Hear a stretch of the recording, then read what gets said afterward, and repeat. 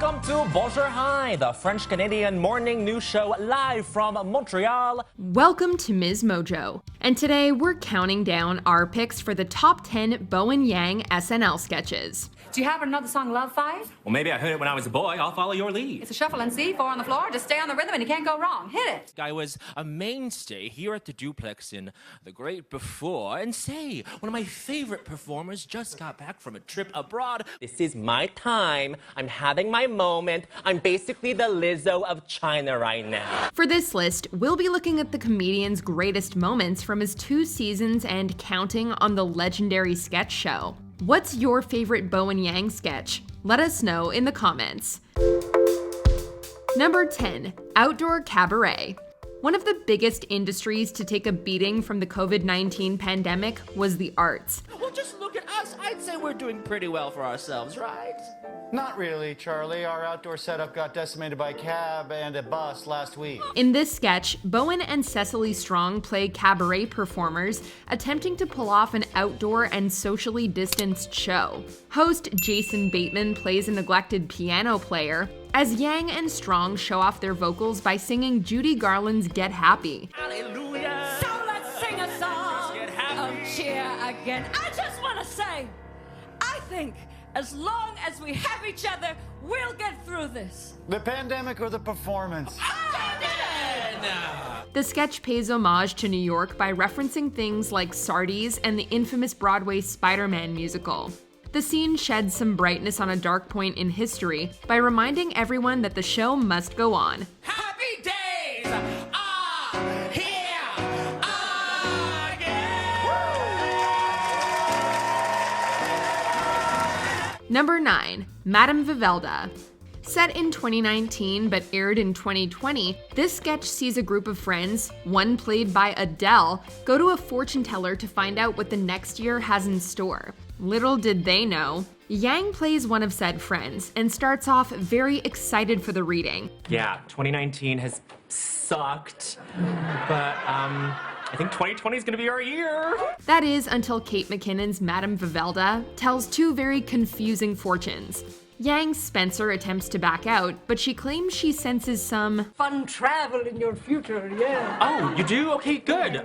Actually, me and my boyfriend are planning to fly to Paris in May. So. Oh, that's fun. But no, I do not see flying to Paris. She then tells him about a Kentucky road trip that sounds less than appealing. On the first day, yes, you get a rash on your finger, and you spend the whole day crying and Googling, is rash on finger part of it? Part of what? Worst of all is the terrible thing he'll do in June that'll make him lose his girlfriends. Though Spencer doesn't understand, he apologizes for his future actions.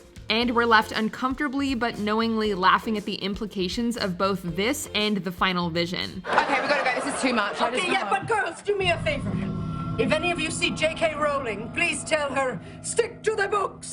Number 8, Kremlin Meeting. After transitioning from staff writer to a full-time cast member, Bowen Yang made his first appearance in this politically charged scene, playing North Korean leader Kim Jong-un. The premise revolves around Russian President Vladimir Putin and the Mueller report. We don't know everything in the report yet. Plus, Mueller handed off a lot of stuff to the Southern District of New York. That's where the real action is. Oh, glorious leader says, you sounded like a Rachel Maddow right now. For his portrayal, Yang learned and delivered his lines in Korean. How about I poison your family, put you in a dog cage, and ship you to Siberia, and then beat you to death with a metal pipe? Glorious leader says, that sounds more like the Putin he knows and loves. The skit features host Sandra Oh, whose role as Dr. Christina Yang on Grey's Anatomy inspired a young Bowen to pursue medicine before becoming a performer. Not only does this sketch mark his SNL debut, but is also a full circle moment. Wow, 아주 멋져. Oh, glorious leader says, very impressive, but in a sarcastic way. Number 7, Weekend Update, Chen Bao on TikTok. In 2020, controversy swirled around social media giant TikTok when the Trump administration attempted to ban the video sharing platform in the US. The hot topic made it to the Weekend Update news desk, and Yang addressed the subject with a character named Chen Bao. a trade rep from China. So you're the one overseeing this TikTok deal? Yeet. No one else could do it but me, cause I'm a savage. Classy, bougie, loyal supplicant to the Communist Party. Bao hilariously calls out the hypocrisies of the ban, highlighting America's own censorship flaws. Honey, your phone unlocks with your face. Plus, America steals Chinese stuff every day, banning parts of the internet, arresting protesters, fireworks. It's the hypocrisy for me, Che. Luckily, the ban never came to fruition, and TikTok is here to stay. Here's hoping we'll be seeing more of Chen Bao in the future. So you want to stop China and get in the way of us? Well, I just checked my Fenty collab Rolex, and you're running out of time, so...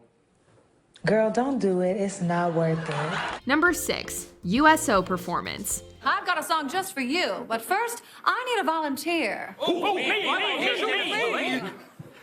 How about you, handsome? When Saturday Night Live alumni Kristen Wiig came back to serve as a host at the end of 2020, she and Yang brought us one of the best musical performances of season 46. The pair portrays a World War II medic and soldier treating their fellow service people to a holiday performance. Their song choice is far from Boogie Woogie Bugle Boy, but instead a 21st century pop dance song called Love Fight.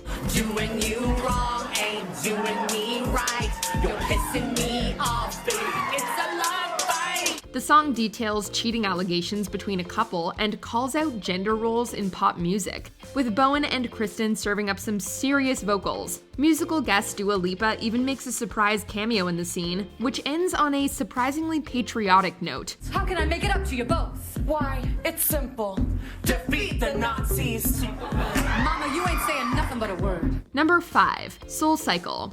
Working up a sweat, the SNL crew gets physical in this sketch that takes place in a SoulCycle studio class. Pedaling up a storm, Bowen plays a fitness instructor who's auditioning for a permanent position on the coveted stationary bike. Abraham Lincoln died. It didn't have to happen. Poor guy. If I would have been there, I would have stopped it. But I wasn't. Will you be? Let's ride! He uses his no-regrets attitude to inspire the class, and as things progress, the spandex-outfitted instructor's methods become more and more bizarre. I am going to put a candle in front of the person I think is doing the worst. Me? You have sad eyes, ma'am.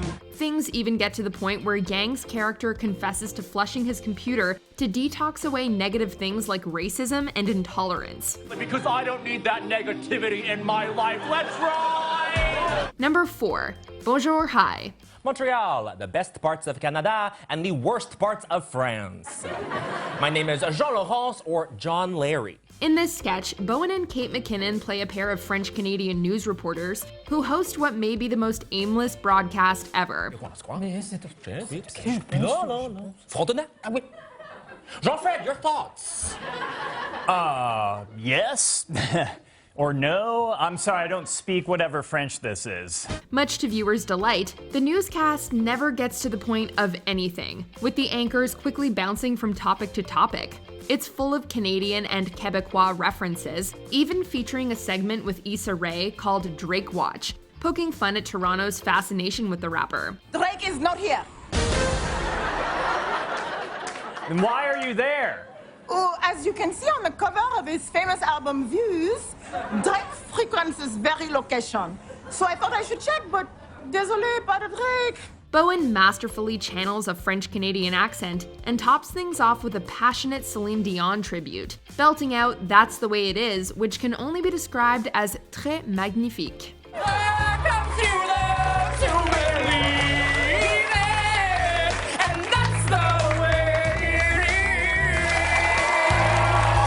Number 3, Weekend Update.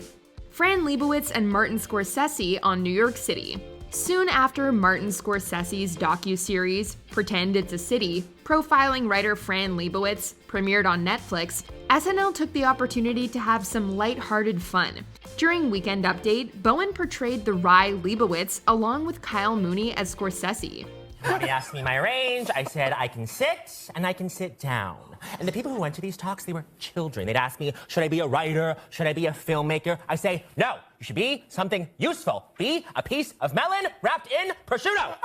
Providing their 2 cents about indoor dining restrictions during the 2020 pandemic, the two masterfully execute impressions of the artists, especially Bowen, whose comedic timing is flawless. My friends, they're inviting me to their backyards for socially distanced gatherings. The only outdoor gathering I go to is the taxi line at JFK. You know why? They let you smoke, okay?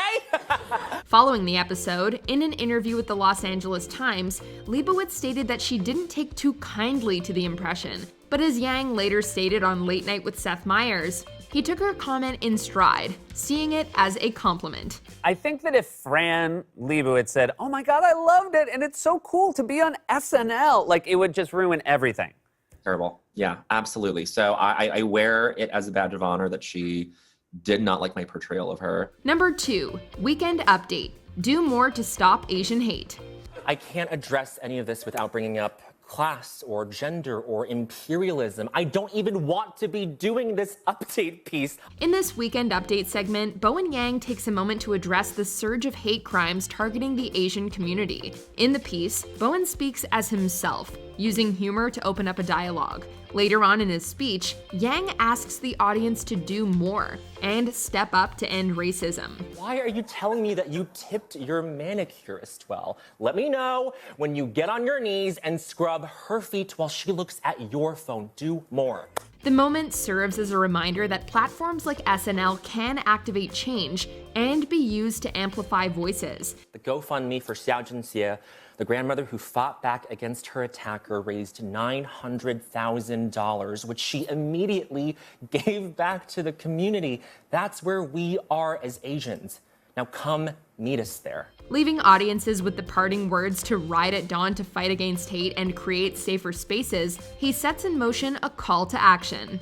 It's the year of the metal ox, which basically means a car. So everyone get in, buckle up, it's no pee breaks, we ride at dawn, grandmas. Before we unveil our top pick, here are a few honorable mentions. Pride Month song. Alongside other LGBTQ+ cast members, Yang performs a song about Pride Month. We've been waiting so long. It's Pride again. For so much to go wrong. It's Pride again. Santa con but for queers. This is our St. Patty's Day. Acting sloppy because we're gay. The Negotiator. Bowen plays a cop whose partner accidentally consumes drugs and hallucinates. I ate all those gummy bears you had in your car. Wait, what gummy bears? Those neon-colored gummy bears. The ones that kind of smell bad. The sticky ones. The ones you had hid in the bag that said evidence. Oh, God. Sarah Lee. Bowen and Cecily Strong play managers concerned about their social media manager. Yeah, Dylan, I'm very disappointed. I passed down the Instagram to you because I thought it would be in good hands. Well, that explains these posts from before Dylan started working here. Oh, yes, I did write this. Wow. Bottle Boy. Weekend Update character who shows up to speak about plastic bag ban. And if your name is Bottle Boy, then why are you so hung up on plastic bags? Well, first they come for the bags, and then they come for the bottles. What's next? No more toilets on the subway? Before we continue, be sure to subscribe to our channel and ring the bell to get notified about our latest videos. You have the option to be notified for occasional videos or all of them. If you're on your phone, make sure you go into your settings and switch on notifications. Number 1. Weekend Update. The iceberg on the sinking of the Titanic. In arguably his most well-known sketch to date, Bowen takes on a historical figure of Titanic proportions. Airing a few days ahead of the 109th anniversary of the Titanic sinking, Yang portrays the giant iceberg that took down the maiden ship. You want to do this? Let's do this. First of all, you came to where I live and you hit me. Co-created with SNL writer Anna Dresden, the premise follows the glacier who feels that their other achievements have been overshadowed by the tragedy. You know what, Colin? That was a really long time ago. I've done a lot of reflecting to try and move past it. It's one very small part of me, but there's so much going on beneath the surface that you can't see. Completed with a papier-mâché headpiece and glittery blazer, the iceberg is determined to promote their album. Hilariously titled Music, and even performs an excerpt from a song called Loverboy. The sketch is both cerebral and daring, and proves that this moment is just the tip of the iceberg for all the success that lies ahead for this comic genius. Wine me, dine me, I had an early lunch, but I'm hungry for you, Loverboy. The iceberg from Titanic, everyone! Do you agree with our picks? Check out this other recent clip from MsMojo, and be sure to subscribe and ring the bell to be notified about our latest videos.